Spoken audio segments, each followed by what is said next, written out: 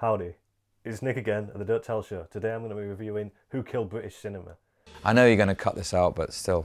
Now I'm sure you can tell from the title what this is about, but you may not be aware of what's actually going on in British cinema. And this documentary details that, going right back to the beginning, when we used to have big studios and when we used to produce things from beginning to end.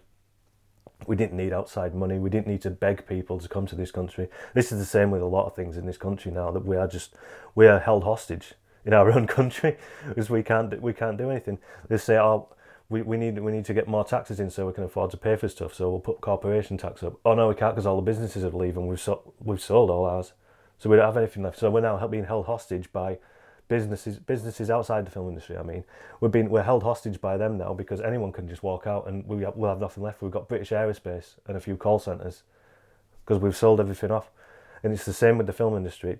The BBC has money to make films in this country, but they're restricted to 10 films a year for some reason.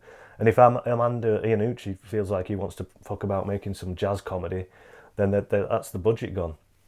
Because there's not enough to make 10 films.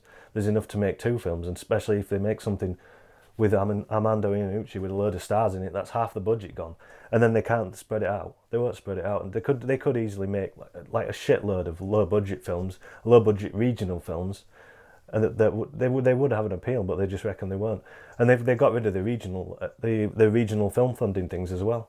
And in this documentary, it details how much of that money actually just went to the people on the board.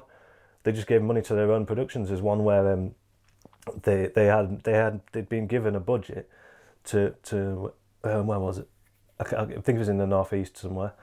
They were given a budget there to go out and find local talent and nurture them, give them money to make short films, get them in festivals, stuff like that. They just gave a load of money to a TV show that was on its 3rd season already, just because they filmed one scene in Hartlepool city centre or something like that. So it's ridiculous.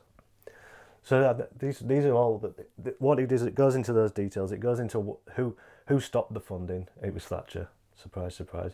But I don't think there were other cuts later on. I think the regional ones were Labour, probably Tony Blair. I'm not sure. Everyone's been shitting on us, basically.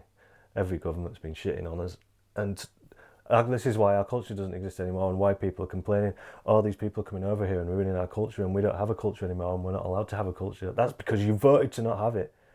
You've consistently voted for Thatcher and for right-wing economics, which favours the free market. And we used to have quotas in place, and we used to have if Hollywood wanted to show a film here, they would have had to pay a tax, and that tax would have gone back into the film industry to fund and to make films about people in this country and to document our culture. So people outside this country would actually see what's going on here, and so would we.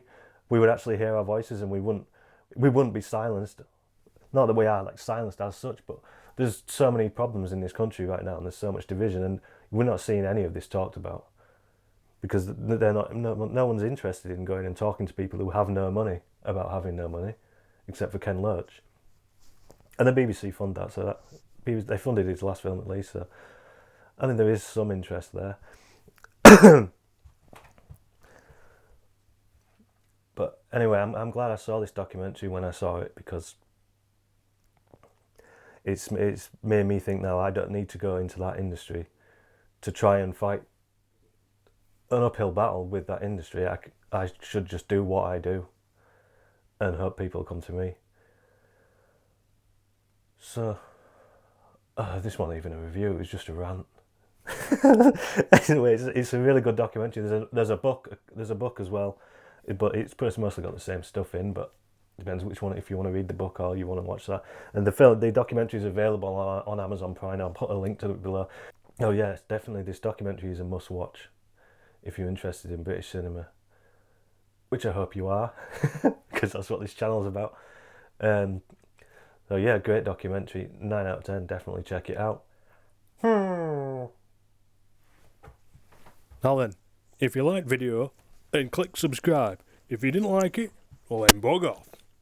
No, don't really subscribe anyway.